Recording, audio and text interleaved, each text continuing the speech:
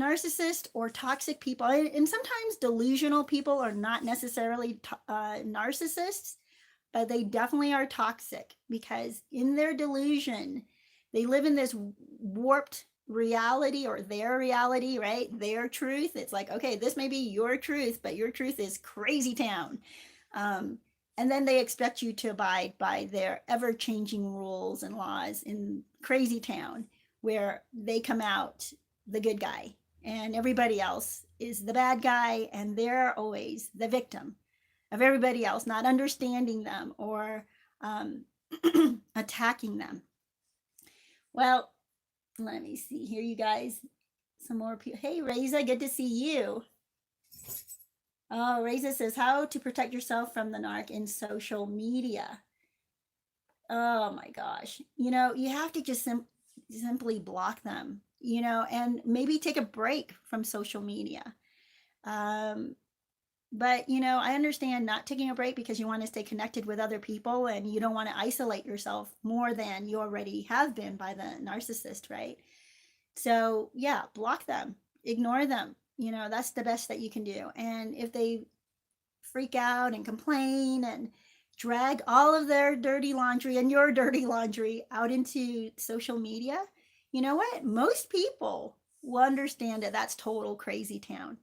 I had a friend in Texas who was telling me about, oh my gosh, a girlfriend that she grew up with, right, from high school. And she says how this girl posts everything on social media. And she was going through a divorce, I guess, this friend of hers. Excuse me. Oh, hold on a second, you guys.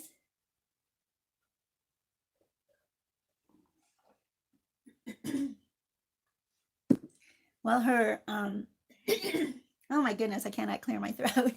um, she has a girlfriend. Oh, hold on. I'm so sorry. I'm going to have a sip of my coffee. Maybe you can have a sip of your coffee.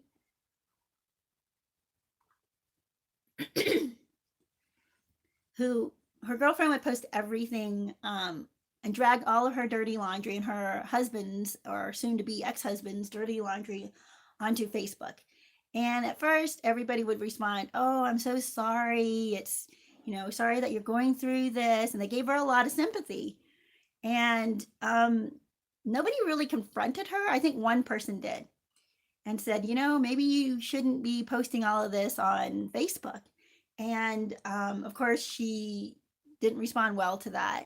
But the friend that I'm talking about, the one who was telling me this story, said that, and I think most people do this, they don't say anything to her, they just back away. They don't comment anymore. They may have started off commenting and saying, "Oh, I'm so sorry that you're going through this. What a jerk he's being. You don't deserve to be treated this way," because you're only getting one side of the story. And she did this with her friend from high school for a while, but then she started noticing like this girl does not stop. She goes on and blames her ex for everything, and she's dragging all this dirty laundry out, and she, and wants people, and she noticed this too about her friend. It was like she wanted to get people to sympathize, right? To tell her she's right, to support her in that way, and be able, to trash her ex. Well, I think normal people and intelligent people will start to pull back from that. So, on social media, you can't stop attacks. You can't stop somebody else from airing whatever you shared with them. But here's the thing. You wouldn't be able to protect yourself entirely anyway, even if you came out and just put all the truth out there, exposed everything to everybody. The narcissist will start to make up things to support their crazy town, right? Their truth, their reality, their perspective. They will start to make up all kinds of things or rewrite history of what happened and what you did and what you said. And of course, they were good and perfect in how they behaved in every interaction with you.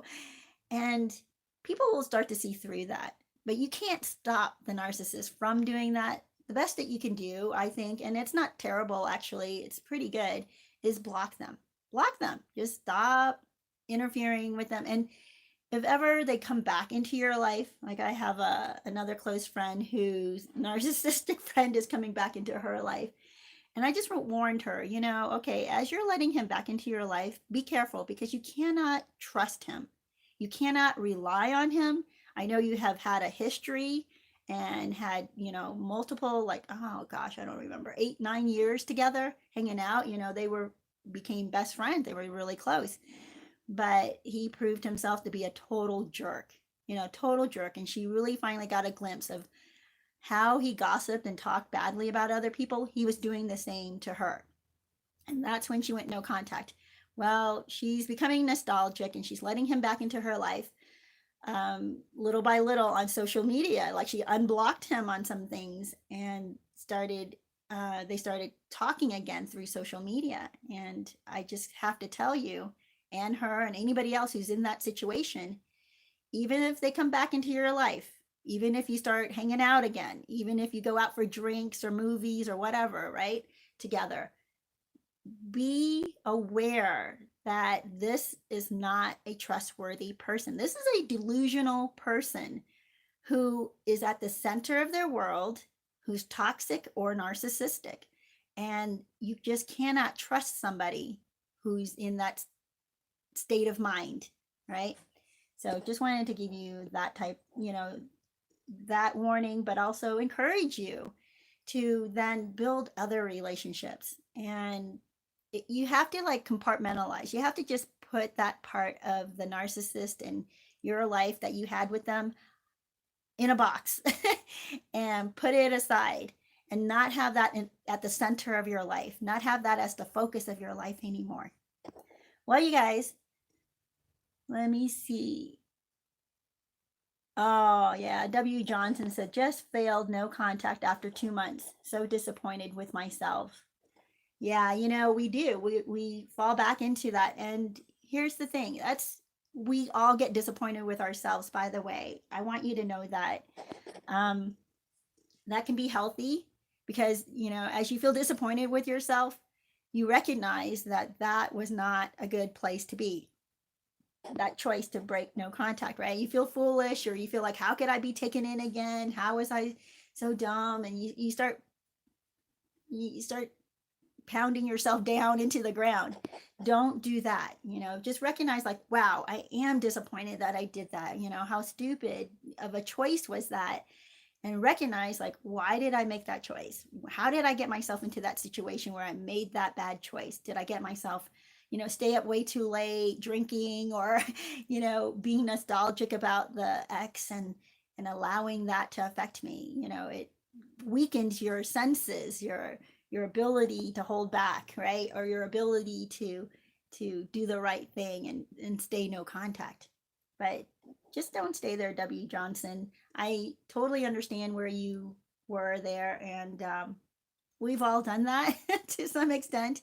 And like I said, a friend of mine who broke no contact as well, and she's, interacting again with her friend of many, many years. I just, will continue to be there to hopefully be the voice of truth in her life, not to get too close to him again. Well, let me see.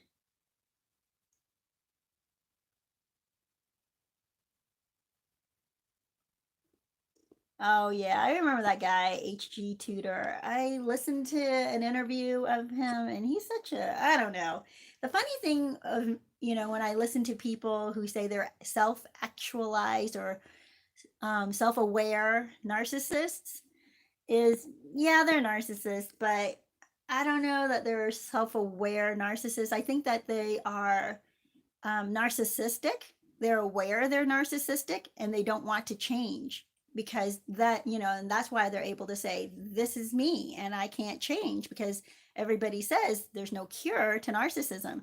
So this is who I am. It's just a weak way of saying that they're not willing to change. And they're just greedy, right? They're just very self-centered and greedy and unwilling to change because a narcissist just cannot see that they're a narcissist. They just can't. And I know there's self-proclaimed narcissists will come out, and I think that the self-proclaimed narcissist are people who give in to their narcissistic tendencies. You know, they became narcissistic, they're very self-centered, and they just continue to bulldoze through people. They realize they're wrong, and but they get something more out of that than changing. And they want the excuse that I just can't change. So therefore, I'm going to keep being this way, and people have to just accept me this way. And there are always, for some reason, people out there who will accept toxic people the way that they are. I think it's because they feel guilty and they feel like, well, I should just love them the way that they are. And who am I to try to change them? Like, no, you don't have to change them, but you don't have to put up with their stuff, right? That's the thing. All right, you guys, so glad you're hopping on here. Mike, good to see you. That's cool. Says, I'm in my late 20s and women think I look 17. Oh, that's awesome. Wow. Well, you guys are rocking it here. That's awesome. Yeah, you know, take good care of yourself. So glad that you guys are doing that. So we're going to talk about what I saw recently. And the thing is, oh my gosh, it was on a show. It's so crazy. I know. I rarely watch TV, and I finally got introduced to, and I know it's been out there for a while, Kitchen Nightmares. What's his name? Gordon Ramsay. Holy moly.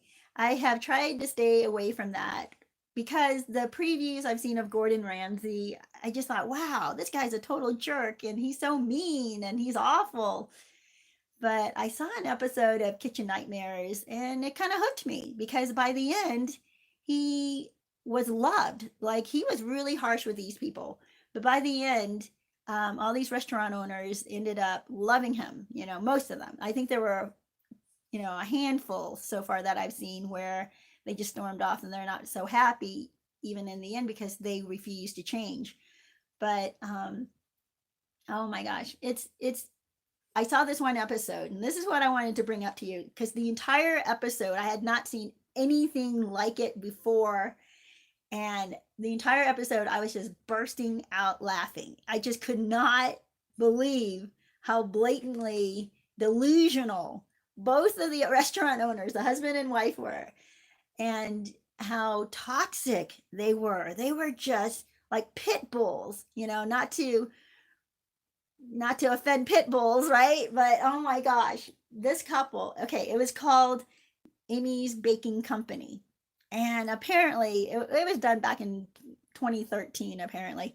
And the internet blew up after that episode aired, like no other episode they had ever done. And people from all over were contacting this couple and saying like, what the heck is wrong with you? You know, which is sad, you know. But Gordon Ramsay could not get through to her, could not get through to the husband either. The two of them were totally in denial. If you know, you would think maybe in denial, but also just delusional, total delusion, and very narcissistic. I don't know that they were narcissists, but what they exhibited was very similar to how narcissists behave when you try to tell them the truth or point them towards reality. And that's why I wanted to bring up this topic, this example. Okay, so there's this woman named Amy. Oh my gosh, did I even write down what her husband's name was? I'm sorry. I kind of took a few notes while I was watching it because I thought, I cannot even believe what I'm seeing. I would recommend you watch an episode, go on YouTube or Google it, Amy's Baking Company and Gordon Ramsay or Kitchen Nightmares. Oh my gosh, if you can see the whole episode, and they actually did a follow-up to this because, you know, hoping against all hope that this couple would have taken the advice, come to their senses and faced the truth. But they didn't. They became even more delusional and surrounded them, you know, and built up a fortress of lies to try to protect themselves. while they went on the attack. And that's the thing, narcissists who think that they're being attacked. Well, okay, that's the other thing. They're not even being attacked. You cannot give direction to a narcissist. You can't tell them, or a suggestion, right? Because they'll take that as an attack. They take that as criticism. And even if you're trying to tell them, this is not good, don't do this. Okay, so back to the example. This husband and wife, they have this restaurant, and the food is terrible, right? And Gordon Ramsay even points it out. The pizza comes out, and he sticks his finger in the middle of the pizza, and it's doughy. He peels back the cheese, and you can see it's totally doughy. It hadn't baked. And so he has the husband come over and to take a look at this and even touch it, and the husband agrees. He's like, yeah, that's not baked. It's still raw. So the dough, that is. So Gordon tells the husband to go tell the wife. But guess what? The husband won't tell the wife. He refuses to tell the wife that anything is wrong with her food until he absolutely has to. Like when people send back food and they need it reheated or something, or yeah, I think there was the night before Gordon came, the cameras were there to see like how this couple behaves with regular customers. And someone sent back a pizza because it was raw and said, could you bake this a little longer? Her response was, fine, I'll burn it. Instead of, well, okay, let me take a look and see, is it raw? And yeah, it was raw. Anyway, that's the only time the husband has to confront the wife, where the customer insists, like, could you please take this back and warm it up some more or cook it a little longer? But otherwise, the husband will not tell the wife the criticisms that are coming out from the customers. And in fact, he starts to attack the customers and tells them that they don't know what good food is. And that this is why this show was just jaw-dropping, because both of them were in this delusion. Usually it's one spouse or the other, and they fight each other, but they recognize, they can see at least in the other one, like, wow, we should not behave like this. But both of them were just pit bulls towards their customers, yelling at them, throwing them out of the restaurant, insisting that they pay, even though they didn't get to eat any of the food because it was so terrible, or was sent back and never brought back again, and they had to wait. I think this guy waited an hour and a half for his pizza. And when he finally got it, it was raw. So he sent it back. And that's when she said, sure, fine, I'll burn it. And then it wasn't coming out. And the customers were like, well, we're just going to leave because this is ridiculous how long it's taking. Then the husband just starts attacking the two guys and yelling at them and, cursing at them, like flat out 4-letter words, cursing at them. So they try to leave the restaurant, and that's when the husband stands in front of them and says, now you have to pay. Actually, he said that before that, and that's when he started losing his mind. It was when he told them they had to pay anyway, and they were like, why do we have to pay? We didn't even eat anything. And it's been over an hour and a half, and you've been saying for the last 45 minutes, it's about to come out. And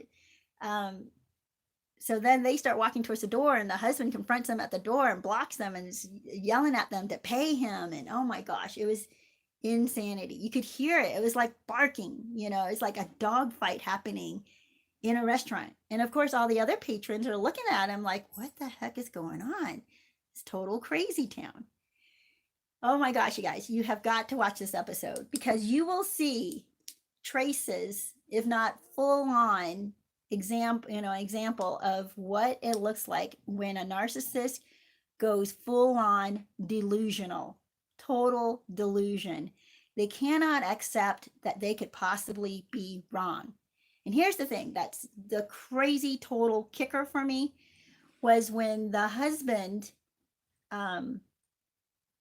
he wouldn't tell his wife that anything was wrong with her food as Gordon was sending it back. Each time he's sending it back. And she's like, well, what was wrong with it? And he's like, oh, it was fine. It was fine. It was good. And he wouldn't tell her.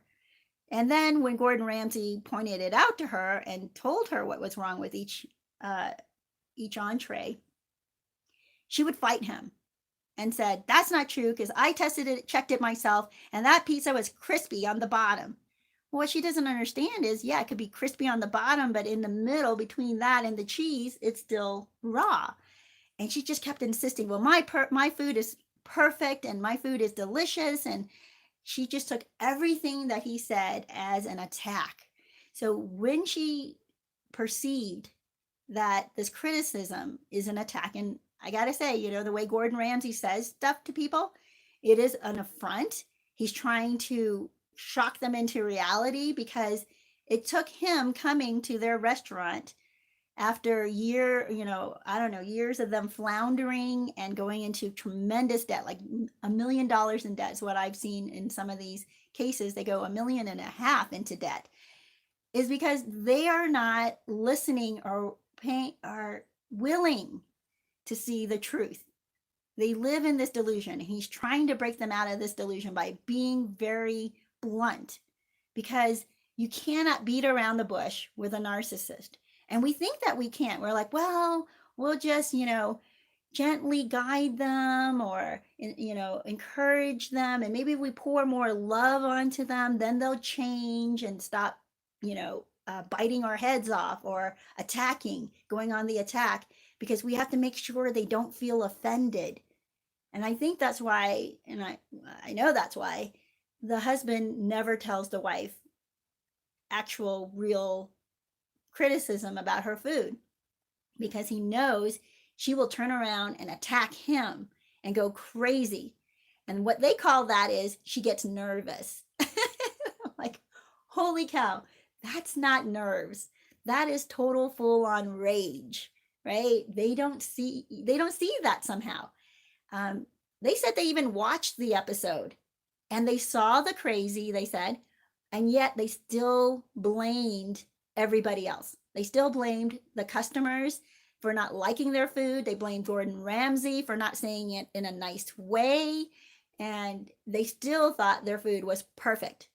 So they didn't even understand or face the truth that their food was not perfect. There were problems with it.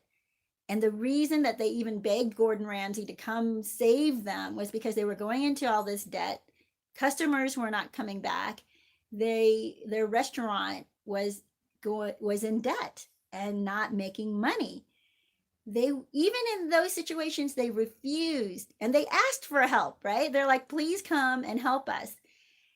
Even in those situations, they would not listen to the expert who's trying to tell them the truth that nobody else is able to tell them. Like, other people have tried to tell them, but then they get fired or they get kicked out of the restaurant.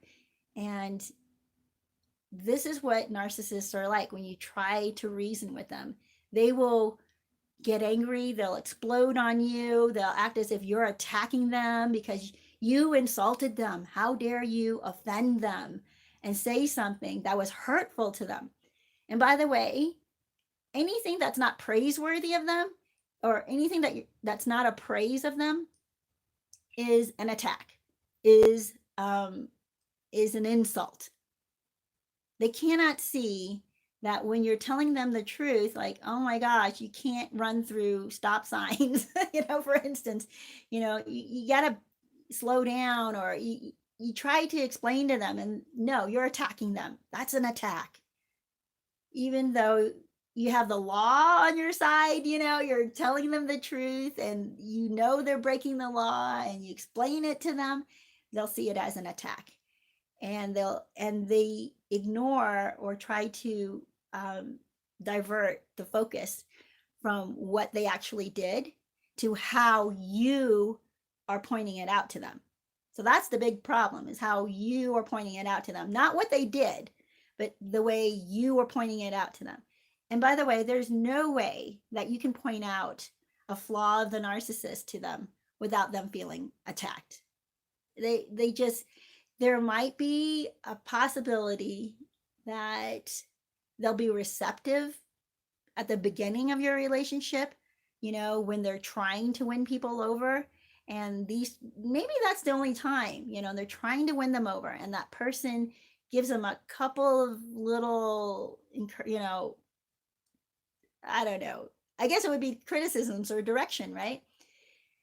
But most of the time, sometimes they might accept that, but I think most of the time, even in those situations, like they did with Gordon Ramsay, because they only knew him for a couple of days, they were already yelling and screaming at him at how horrible he is, and what how terrible, I don't know. They blamed him for everything that they were doing wrong.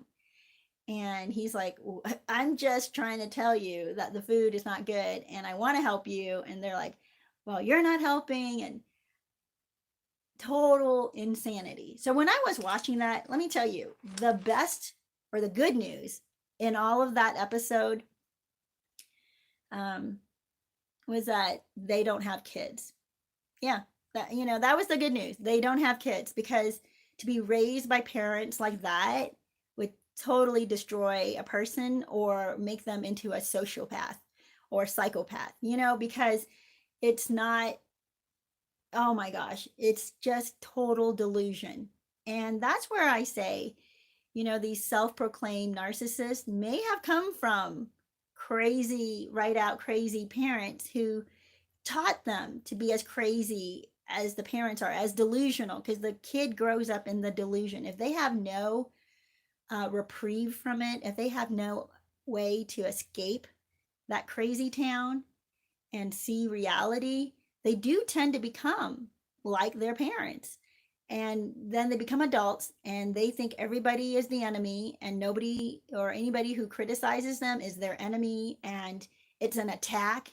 And they've learned to argue the way their parents did, which was, instead of looking at what I was doing wrong, I'm going to attack you for pointing out what was wrong, because the way you pointed it out was wrong, and it's like, holy cow, there's no way to point out to a narcissist. Anyway, it's a total crazy cycle. And when you see that happening, oh my gosh, you have to back out. And that's why we go no contact. There's just no way to help people who are that delusional. So sadly, I don't know if he's walked out. I've only seen a few more of the shows, but he said at that point that he had never given up on anybody before. Like, he never actually left. But in this case, he did, because he just could not get through to them. There was just no getting through to them. The only thing that they wanted to hear were praises. And if he wasn't going to praise them about all the beautiful, wonderful things they're doing, then they didn't want to listen to him. And they even said that. They're like, well, all you bring up is the negative. It's like, well, yeah, that's why he's there. He's there to let them know what's not working. He's not there to, tell them, oh, all this is beautiful and wonderful and great. He's there to tell them, stop doing this part. If you stop doing this part, then your restaurant will succeed, and then he tells them what other good things to do, and then he actually does in the show. Oh my gosh, I know I sound like such a proponent now of Gordon Ramsay, which, by the way, I had never been. I just would see him on the previews sometimes in commercials or something and think, oh my gosh, he's such a mean guy. He's so terrible and yelling at people. But now I understand. I don't know about his other shows, but in this show, now I understand why he gets so ugly with them, because he's trying to break through their delusion. He's trying to break through these cinder blocks of delusion that they had built all around them to protect themselves. And it's just shocking to me to see every single one of these restaurant owners in these shows always start off with telling the cameras how amazing their food is, how perfect their food is. And so how in the world can their restaurant not be doing well? It's everything else, Oh my gosh. There was one pair of sisters who said they would say things like, oh, it must be the weather. The weather, it's too sunny. And that's why people aren't coming into the restaurant, because they want to go out and be outside. And no, it's too rainy. So it's, that's why they're not coming out to come to our restaurant, because it's too rainy. It's too cold. And that's why people aren't coming out. And they were just like, they were in denial. They just could not see that maybe their food was horrible and people weren't coming back because their food is horrible. But they kept insisting that their food was amazing, yet they don't eat their food. It's just crazy. Just crazy. So, you guys, that if you can watch this show, and I'm kind of hooked on it right now, honestly. I am binge watching it sometimes for a couple, 2 or 3 hours at a time. I gotta like cut it off because it's like a habit now to me, or not habit, but what do you call that? An addiction. And I don't want to be addicted to anything. But oh my gosh, when you watch this show, at first, you might think, wow, what a jerk Gordon's being. But you watch the people and the ones who come around, and just about everybody comes around, almost everybody comes around and recognizes like, oh, I have got to change. They finally hit rock bottom where there's nowhere to escape the truth, right? Gordon's got them cornered and they cannot run away anymore, because the ultimatum is, if you're not willing to see the problem, if you're not willing to acknowledge there's a problem, then I have to leave, because I can't work with that. I can't work with someone who's unwilling to change, or sees that there's no that's part of being unwilling to change. They see there's no reason to change because they keep insisting that what they're doing should work. But the evidence is you're going into $500,000, $1 million of debt, and you're mortgaging or taking out second, third, fourth mortgages on your house, or refinancing it 3-4 times. I guess there's only second, or I don't know if you can take a third mortgage, but you're refinancing your house continually because you're trying to take out all the equity so that you can keep your restaurant alive. And this guy is trying to point out to them, it's not working. What you are doing is not working. Now, in reality, with a narcissist, you can tell them that. You're like, this isn't working. We can't continue going on like this. This is not good. And things aren't changing. And the narcissist will do a few different things, right? Then the show will show you from the people who are on there. The narcissist will either just fight you back, deny everything, just like the people on the show. I didn't do anything wrong. It was you. You didn't understand, and start attacking you. Or two, they'll say, oh, yeah, you're right. And they'll apologize, but then keep doing it, because that's their way of manipulating you. And they just figure, I'll just appease you, get you to think that I feel bad about this, and say, okay, that's fine, and I'll change. But then they don't, right? They continue to lie behind your back, or cheat on you, or treat you badly, because they're not really wanting to change. They can't see that they really need to, but they want to keep you around because they don't want to be alone, or whatever it might be, or your good supply. And they'll string you along thinking that they will change, right? Another thing they might do too is they could gaslight you, right? They try to make you, they're manipulating you. They'll manipulate you to think that you're the problem, and try to, I've said this before, that narcissists, some of the ones I've known would make, I don't know, they would make good lawyers, honestly, because I don't know that they're intelligent enough, but they argue and argue and argue, and they think their reason is so airtight or so powerful that you have to see their point of view. And you can see, like, wow, your reasoning doesn't even make sense. So, but they will keep trying to manipulate you until they can try to convince you that you're the bad person in this situation. And that's why they have to continue being the way that they are, because you're the bad person. And some people will fall for that, and that's, like I was saying at the beginning of this, of Happy Crappy Hour today, is that there are narcissists out there that will have people, there are always people out there who will support a narcissist for some reason. There are always people out there who feel obligated to be sympathetic, obligated to support, obligated to not abandon a narcissist. And well, you know what? That's those people's choice. Nothing you can do will expose the truth more than it already has been exposed. Okay, there's just nothing more you can do. So for those people, you can't convince them that the narcissist is lying to them. You can't convince them that what's happening here is so totally toxic. And they might even say, yeah, I know, but still stay and support the narcissist. So to the person who was asking, how do you protect yourself on social media from the narcissist? Go no contact, block them from every social media outlet you have. If you can block them, block them. If they're flying monkeys start coming onto your channel and start appealing to you to change or take the narcissist back or whatever, you can, I don't know if you can like kind of hide their comments. You might block them. I don't know, but you're not responsible.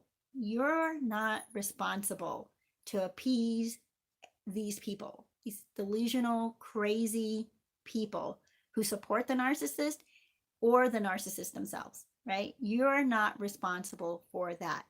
And the people who feel guilty and they shame themselves and they beat themselves up, right? For being mean, and they cave to the narcissist's delusion that when the narcissist tells them, you're going to leave me just like everybody else leaves me. You abandon just like everybody else abandons. And they feel guilty, right? So they'll stay and they'll try to be loyal to the narcissist to try to prove like, yeah, I'm loyal to you. I care about you. Oh, this is too funny. You can kind of see my dog had crawled under the couch. My other one was kind of close by too, but he's moved. Everywhere I go, they're right next to me. It's hilarious.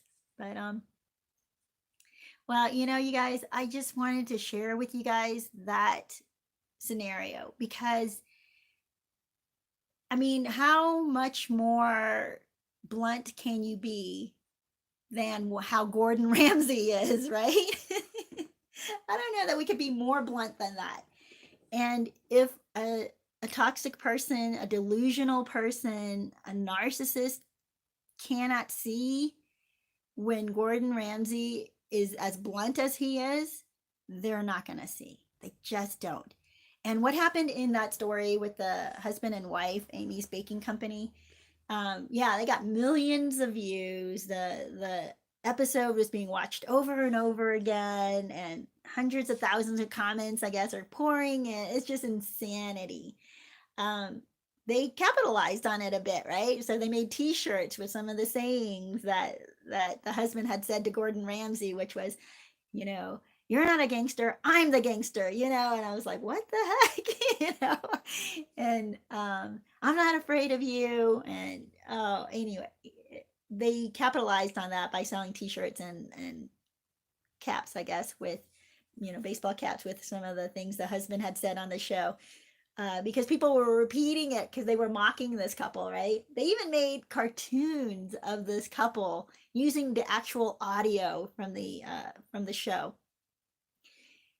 But what happened was at the end of the show, they just would not concede that they were doing anything wrong, and they would just yell at Gordon Ramsay like you see their faces are red and they're yelling. There are moments where the wife is crying, right? Because you can tell, okay, yeah, criticism hurts a narcissist. By the way, criticism hurts all of us. Who loves criticism? I guess some people will get to a certain point where they're like, I can take the criticism now. I'm in a healthy place, and I'm going to take all criticism as constructive criticism. And I also can determine if I can decide whether I want to take that criticism or not, right? When you're in a healthy place, you can take criticism. But I gotta say, like most of us, if not, I don't even want to throw out a figure, but just about everybody that I know, it's very hard to take criticism. I get it. It's painful. The truth hurts. The truth, may piss you off, may get you so angry because you're going to see it as an attack. And I understand that. So narcissists do that too, obviously, right? Because they're not in a healthy place. But those of us who are in a healthy place can see the criticism. We may not like the messenger, right? That's why the term shoot the messenger has come out. You don't like the person who told you the truth. You don't want to face the truth. The truth is painful. It's criticism about you. You take it personally. You think this is your identity. But if you're in a healthier place than a narcissist, which we are, what you would do with that is you walk away for a moment, gather yourself. If you need to cry, go ahead and cry. Like the wife did, on the show. You could see her tearing up. You knew it was hurting her, what he was saying, all this truth. She just could not take it about her food that she was so proud of. So she took it as a personal attack. She took it like, he must be lying to me. So now the delusion starts creeping in, right? Not even creeping, it's just like pouring in. He must be lying to her. He's out to get her, and he just wants ratings, and that's why he's being the way he is. But so she comes up with all these excuses instead of facing the truth. Now go, if you're healthy, go have a good cry about it. Like, oh, I'm such a jerk, or I'm so stupid, or why did I do that? And it feels horrible. I get it. It feels horrible. And you feel ashamed, and you feel embarrassed, and you feel, just angry at yourself, and then angry at other people, angry at the messenger. Once you acknowledge all of that, then now what do? And that brings me again to the beginning of this episode, right? I talked to you about that woman from, oh goodness, what was that called again? Oh yeah, The Apprentice. That I saw like 2 or 3 seasons of it. I think I saw the first 2 seasons. I'm trying to remember. Yeah, I think it was just the first 2. So I think it was the second one. And and my point there was that one of the contestants always looked towards the solution. What do we do now? So that's what we should do. We should, when we are faced with criticism, when we're faced with somebody telling us, what they see that's wrong, somebody we trust, by the way, not just somebody who's jealous and mean and is trying to manipulate you and gaslight you. I'm not talking about that. So we have the choice to choose, is this coming from a person who cares about me, or is this coming from a person who's just out to get me and has never been there for me, or has always been jealous of me and is a gossip and is toxic? And yeah, you got to see who it's coming from. All right. So if it's coming from someone who, a family member who's been there for you, allowed you to sleep on their couch when you had nowhere else to go, who gave you a ride when nobody else, they're your go-to person, and they try to tell you, hey, why don't you do this? Think about it. You may not even have to accept their criticism or their suggestion, their direction. You may not have to accept it. But now, after you've dealt with how painful it was to hear it, right? And you took it as an offense, and you saw it, you took it as an attack on your identity, separate yourself from that. Now look at, what is the solution? What is the solution here? Let me take a hard look at my life. Let me take a hard look at this situation. How could I have made it different? How could I have gotten a different outcome in this situation? And then think about the suggestion that this person made. Is that a good suggestion? Is that a viable option to implement in this situation? Can I do this? That's what healthy people will do. Once you have a good cry and your ego was hurt, the criticism came, people told you, you're so angry all the time and we're nervous to be around you, or I don't feel like I can share my feelings with you because I think that you're going to get mad at me. And then you burst out and you yell at them, you attack them for saying that. Don't do that. Go away, have a good cry, get mad about like, what the heck are they saying? Why would they say that? I'm not always angry. Once you get that out of your system, think about it. Why are they saying that? Am I, if they're feeling threatened by me, am I threatening? Am I, loud and abrupt and, you know, but then you think, well, that's just the way I am. I'm just kind of a brash person. Well, that's fine that you're a brash person, but here's the deal. Recognize that there are consequences to that. That, do you take brashness as well as you give it? And from watching these kitchen nightmares, no. Oh my gosh, let me tell you what. You watch these restaurant owners dishing out the insults, the yelling, not just criticism, but they're just downright putting people down, downright insulting people and confronting them just with total insanity, right? But they can't take it. They can't take it. And they want to say, like, this is just the way I am. I'm just a brash person. I'm just a very upfront person. I'm just a very blunt person. Like, okay, but can people be that way back towards you? And if they can't, then you need to change, right? Why is it that not you guys, but why do people expect to be able to dish out but not receive back what they dish out, right? So don't hide behind, well, this is just the way I am, and everybody else has to take it. Everybody else has to take my abuse. Everybody else has to accept me the way that I am. And guess what? They don't. They don't have to accept that. They don't have to accept a horribly brash, obnoxious, mean-spirited, bulldog. They don't. And by the way, I love bulldogs. And I don't know that I love pit bulls because I haven't been around a lot of them, but the ones I've been around are sweet and just so cute. I've seen pit bull puppies. So I'm not trying to say like, but you get my image, right? Is when these pit bulls are on the attack, that's what a toxic, brash person looks like. And if you think that that's okay, maybe take a step back and see, when was it that you received that well? Now, I know of some people out there who get together and they have a good old fight, like big old yelling, full out, whatever argument. And I get it, because it's two brash people who've come together. And this is how they work things out, is screaming and yelling at each other. I get it. Now, that's fine. If you two want to do it to each other and you both are taking it and giving it, whatever, that's your thing. But when other people are telling you that type of behavior makes them want to recoil, wants them to get out of the room, wants to cut contact with you, recognize that you just can't be that way with everybody.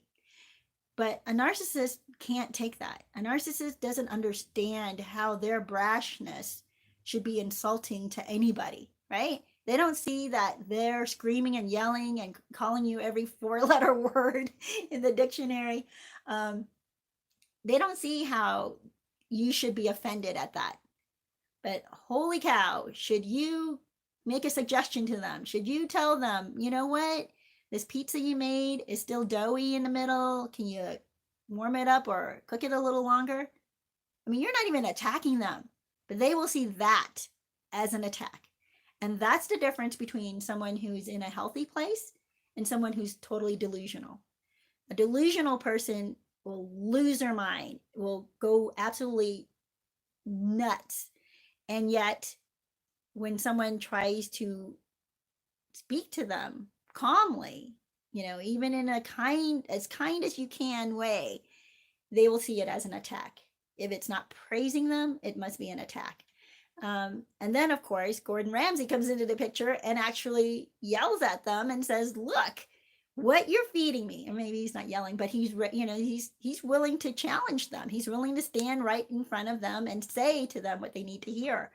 And they will see, obviously, that that's an attack on them.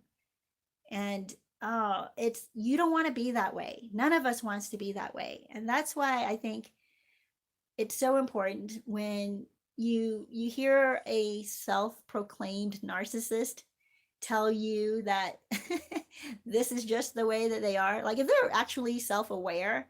And by the way, I think that's, I mean, it is narcissistic, but they want to say they're self-aware because they want to feel special. They want to feel seen. They want to be, they're not even in the 10% of the population that are narcissists. They're in the 1% that believe that that's aware that they're a narcissist. So they're super special. They're even more special than all the other narcissists. They're the aware narcissist, right? Self-aware narcissist. And I look at that and I go, wow, that's not necessarily narcissism. That's just an escape. That's an excuse. That's an excuse to just be a total jerk. That's the way I see it. Like if you're aware, then you stop. That's what happens. If you're really aware that you're a jerk, then you stop being a jerk. Otherwise, you're just a jerk. But the jerk even wants to feel special. A jerk wants to think that they are somehow better than everybody else. So I think this is a separate form of, it's not even delusion. It's a separate form of manipulation. It's not necessarily narcissism. The person definitely is narcissistic. They definitely are jerks. They're definitely self-centered.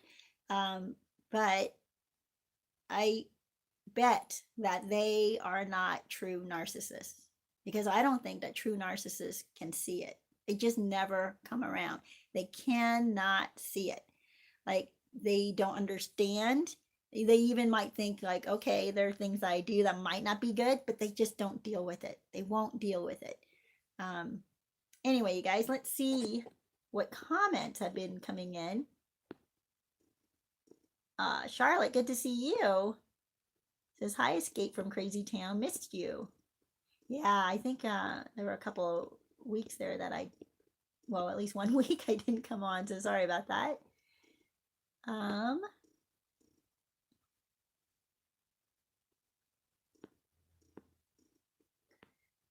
Oh, Mike says, oh, okay, hold on, you guys.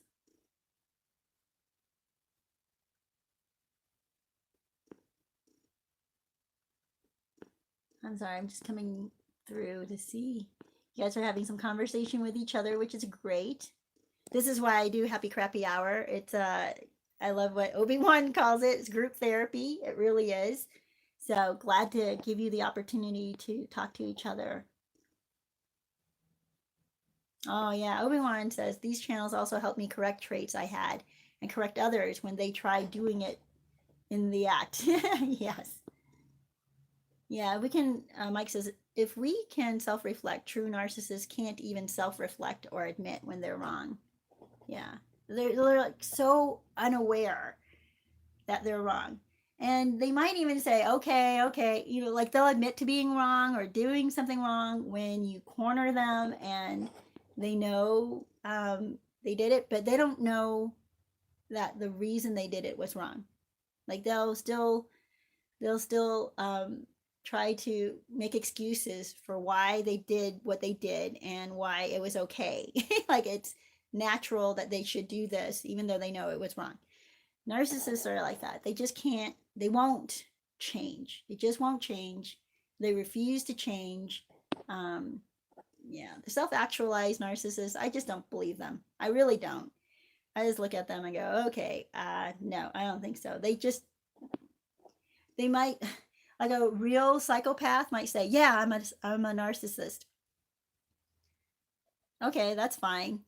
But can they, I don't think that they're ever really truthful with you. I think that, you know, psychopaths, I've seen some interviews with psychopaths, and wow, they are almost, they put on a show. I wanted to say they're almost likable, what they do to the person who's interviewing them is they put on a show as if they're likable. And the interviewer actually interacts with them like a real person, like this person's actually being authentic and real with them. But the narcissist or psychopath is always playing a game, or it's a game of chess with them. Oh my gosh, it's quite horrible. I watch some of these interviews with criminals, murderers. It's just insanity, total insanity. There's a book that I recommend. I recommended early on. It's written by a psychologist who did a lot of his studies at prisons and interviewed a lot of inmates and found the psychopathic ones, the narcissistic ones, and he wrote a book about that. Let me see if I can find it for you guys, actually. It's on my website. Yeah, it's not at the tip of my mind right now, at the tip of my tongue. But he wrote this book. Ooh, I know there's one that was called Fractured or something like that, and that was good. But what I really want to show you guys, what am I doing here? Let me go to my website. It's called escapefromcrazytown.com. There it is. So he writes a book about these criminals, these psychopaths, and he says most of them, not everybody in jail is a narcissist or psychopath, right? But many of them are. And he noticed that many of them were very personable. And even his assistants, research assistants, and himself were fooled by the psychopaths that they interviewed. They actually started believing the psychopath. Where do I go? Oh yeah, it's under the shop menu, because I list these books and the Amazon links that are affiliated to my channel. Okay. Let me see. It's near the bottom.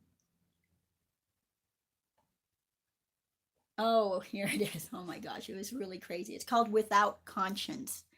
Without Conscience. And it's written by, let me click on that and see. For some reason you don't see the author on this picture. So that's coming up. Yeah, so he said how the psychopaths, narcissists, right, are able to charm the research assistants and even him. They were able to lie to them. They were able to manipulate them into thinking that they're good people, and into thinking that I don't know, they almost wanted to do things for the narcissist because they believed them. So until the spell was broken and they realized, like, the whole interview, they were just being played. It's just insanity. It's really quite crazy. His name is Dr. Robert D. Hare, Hare, PhD. So it's called Without Conscience, The Disturbing World of the Psychopaths Among Us. Yeah. So those who were on Kitchen Nightmares are not psychopaths. Like, in a way they are, but they're not like criminal psychopaths, right? There are psychopaths among us. There are narcissists among us who are not criminally charged, in that they're not violently charged against us. And they actually live amongst us and interact with us and befriend us. And we think that we have a relationship with them. And we think that, we may even fall in love with them because they BS, us. It's just really, really crazy when you're interacting with a narcissist, because you cannot tell what's real and what's not. And it definitely feels like Crazytown. Their logic makes no sense. You cannot give them any criticism at all, or anything that they might perceive as criticism, right? Like if they make something for you and they ask you, how was it? And you say, oh, I don't know, I guess, it was good. And they're like, what? Just good? what's wrong with it? And you're like, well, I don't, just maybe it needs a little more onions or salt, or, you recommend something. Suddenly it's an all out war. Suddenly you've attacked them and now they must attack you. That's the way that these toxic, narcissistic people are. So prepare yourself for that type of thing. Recognize when you're able to have a real relationship with a person, and recognize when you can't have a real relationship with a person. You cannot have a real relationship with a narcissist because you can never tell them the truth. You can never tell them how you're really feeling because they will blow up and lose their mind. So back to the show. Oh my gosh, you guys. I know I don't want to go too much on it, but back to the show, when they did a follow up, because Gordon Ramsay was like, wow, the internet went nuts and everybody was Googling them and trying to figure out, like, who is this couple and is this for real? And they even became a tourist attraction for anybody going through, I think it's Scottsdale, Arizona. So anybody going through Scottsdale, Arizona, were like, oh, I got to go visit this restaurant. And so Gordon Ramsay sent back a camera crew to interview them with a reporter, right? To interview them. And they were even more delusional, I think, because the few times, concessions, right? The few concessions that the husband had made to Gordon Ramsay in the first episode, the first go around, the husband actually said to Gordon, if you can change her, then change her. She cannot take criticism. I cannot tell her anything is wrong with her food, or else, and he's alluding, he knows that it's more than nervousness, but he tries to tell Gordon Ramsay that it's just, she gets nervous. And then you see him getting frustrated a little bit, the husband that is. And then he says to Gordon, if you can change her, she won't listen to me, maybe she'll listen to you. And then he says, or he didn't even say maybe, he said she'll listen to you, but she didn't listen to Gordon Ramsay either. And then he says to him, if you can change her, then change her. Okay, now fast forward to the follow-up show. The husband changed the story. He says that his wife did everything right, that her food was perfect, even though in the first episode he felt the raw dough in the pizza, in Gordon's pizza, and agreed that it was raw.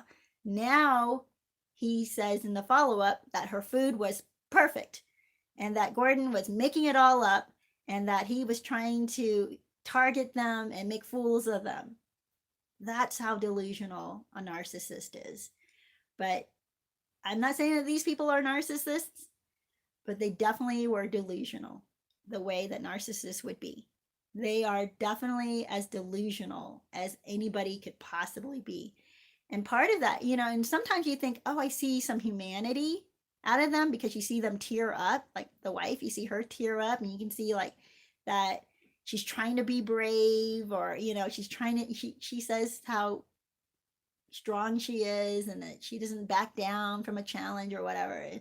But you see a tear coming out of her and you think, I know this criticism hurts, but the problem is when she attacks, when she's perceiving that she's being criticized, she doesn't understand that she dishes it out and her reaction to, is not healthy. Her reaction to truth is not healthy. She would rather be living in a delusional world than in reality. And she'd rather create her own Crazytown, and that's her reality. And now it's both of their realities, right? It's both the husband and the wife are living in total Crazytown. So that's why I named this channel Escape from Crazytown, because don't live there. Don't choose to live there. I know there are some people who choose to live there because they are guilted into thinking that's the right thing to do or the loyal thing to do, is to stick by somebody who's totally horrible and not allow them to experience any of the consequences of their own actions, which is what the husband did to the wife, by the way.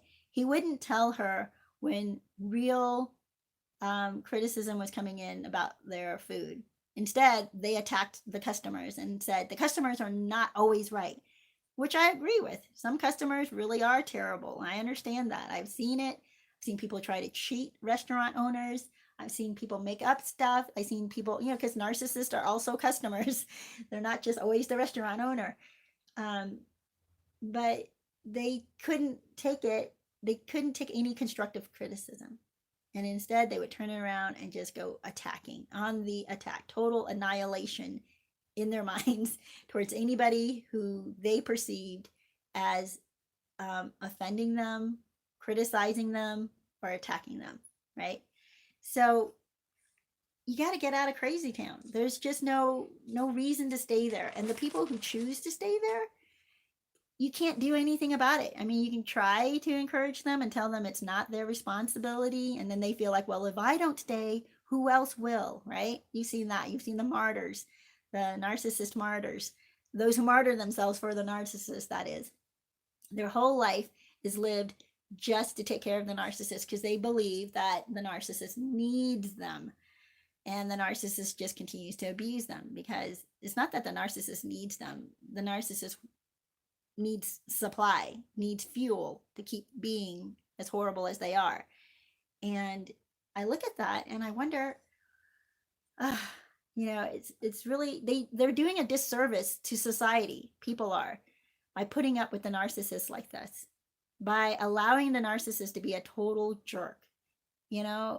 It's okay to say no more. You cannot be treating people this way. And you certainly cannot be treating me this way. You have to change the way you treat me. And in fact, when the narcissist learns that with you, like, okay, I know I can't treat this person that way.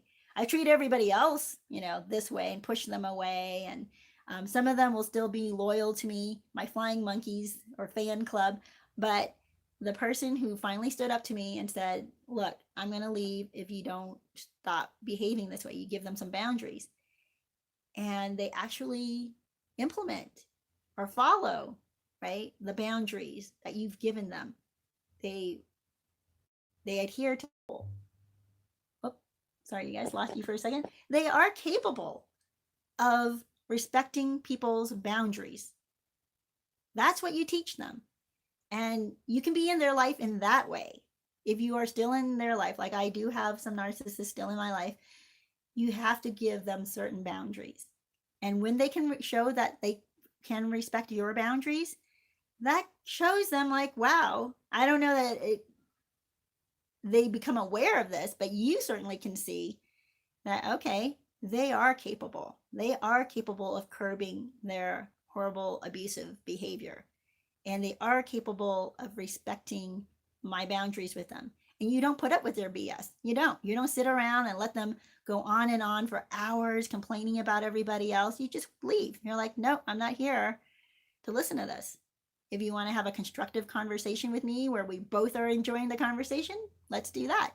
But if all you're going to do is bash people when I'm around because you finally have somebody who has ears and will listen to you, then no, I'm not going to stick around for that. Give them some consequences.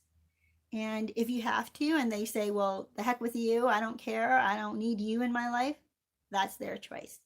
And you certainly do not have to stick around. You are not responsible for them. You're not responsible for their happiness, for their security, for making sure they are, that they get supply. No, you're not responsible. So I just wanted to share that with you guys and leave you with that. See how else the conversations are going here.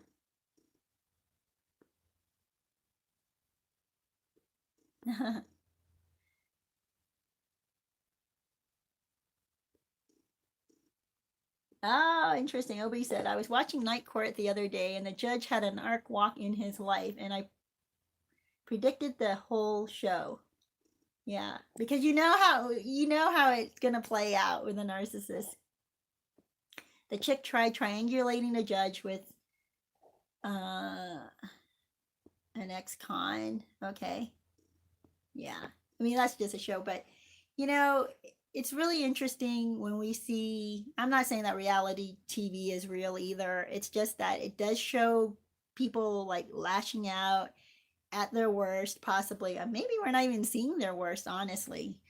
But you see, wow, it opens your eyes to the depravity, though, that how depraved people can become. And it shows you like, wow, how come this person isn't finally opening up or facing the truth? And you can see the delusion, you can see the avoidance, you can see that they're in pain, but then you're like, wow, this pain will subside if you just face the truth. The truth will heal you if you let it. If you keep fighting it and you keep denying it, it cannot heal you because you're not allowing the truth in to change your life. And narcissists or toxic people are so afraid or so weak or so self-centered, so abusive that if you try to keep opening their eyes to it, they're going to try to destroy you. And you become a martyr in their life. And that's not your responsibility. It's not your responsibility to give them your life. I've done, I think I did an episode, and I'll put it in a little link here in the little eye icon after I upload this video. But it's called, oh, good night. What is it called? It's like the narcissist support, narcissist loyal supply. And these are people who stay with the narcissist no matter what. Like they have emotional issues, they have attachment issues or detachment issues, and all of that. But bottom line is, I think they feel guilty to leave the narcissist. And they think it's their responsibility to be a martyr for the narcissist. And I was like, you're not, you're living under this cloud of guilt. And that's not, you don't have to. That's totally your choice. You don't have to live under a cloud of choice. Cloud of guilt. And the only person who's putting that cloud of guilt on you or keeping it there is you. Now, the narcissist will try to guilt you and manipulate you with guilt, right? Or compassion. Or, they try to tell you that you need to be more sympathetic to them and you're not compassionate and you're not caring and you're just as horrible as everybody else. They'll manipulate you and because they're trying to guilt you. You have a conscience. So you actually entertain the idea that maybe I'm a bad person. While the narcissist has no conscience at all about manipulating you, has no conscience at all about abusing you or taking advantage of you or taking your life. When I see people say, I don't even know where it comes from, but I saw it in an interview once with this women who write to criminals or who fall in love with murderers in prison. And I was like, what the heck, right? These women would say they are a ride and die chick. And I'm thinking, why? Why would you be a ride and die person for somebody who doesn't give 2 cents about you? They don't. If the person actually cared about you, they would not put you in danger. They would not involve you in a situation where you could be sent to prison. And that's what these people they're falling in love with would do. The people they're falling in love with would absolutely use them, would absolutely take advantage of their life, would absolutely take that woman's life. And it goes both ways, by the way, because there's this other one with Jodi Arias, right? Holy cow. They would take your life if you're willing to sacrifice yourself for them. They don't care. So how does that make you feel loved or cared about at all? People are not obligated. We're just not obligated to give our life away like that to somebody who won't appreciate it, who won't care, who will move on to the next life, right? And take that. So I hope this has helped you guys to kind of see, and break out. Like one of you guys was saying earlier, I'm sorry, I think it was W. Johnson. I can't remember. It was quite a while ago now. Was saying how they are beating themselves up for breaking no contact. And I understand the beating yourself up, but don't carry guilt with you, right? Don't let it control you and make you feel obligated. And I know that breaking no contact has nothing to do with feeling obligated to the ex anymore or the narcissist anymore. But there are times where we feel guilty and we feel obligated because we put ourselves down and we lower, our ego takes a hit and we just think we're bad if we don't do this for the narcissist. That's part of the manipulation, you guys. So just know that you're not obligated, you're not responsible. And in fact, it only enables the narcissist when we behave that way. So, well, you guys, we are just about out of time. I'm going to let you finish up some of your conversations, but I'm going to go through and see if I can catch some of this. Mike says, hey, Escape, I see a cute dog sleeping under your couch. Yes, he is. He's got his little legs sticking out. I'm just showing a little part of them, but yeah. Oh my gosh, let me see. Maybe I'll show you a little bit more of him. This is, there he is. Yep. And then the other one is making his way around. Oh, no. I don't really want them to get into the video. But you guys, thank you so much for joining me. Recognize when you are getting pulled into Crazytown that you have a choice. You don't have to stay there. Gordon Ramsay left, and he made the right choice because these people still could not see what they were doing wrong, still refused to acknowledge that their response was wrong, and still saw that everybody who was not praising them was against them. And that's, delusional, total delusion. And the sad thing is that they're not going to change. They're not going to become better because they won't allow the truth in. So you guys, allow the truth into your life. Even though it feels bad at first, take responsibility. Sorry, you guys, hold on a second.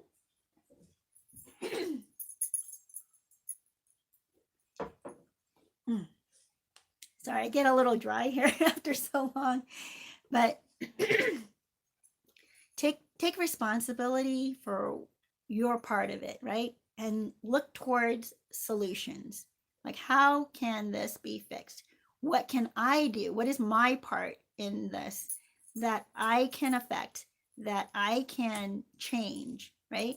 Not, well, once the other people will change, then no. Even if they don't change, even if they don't help, what can you do, right? To make the situation better, to make your life better.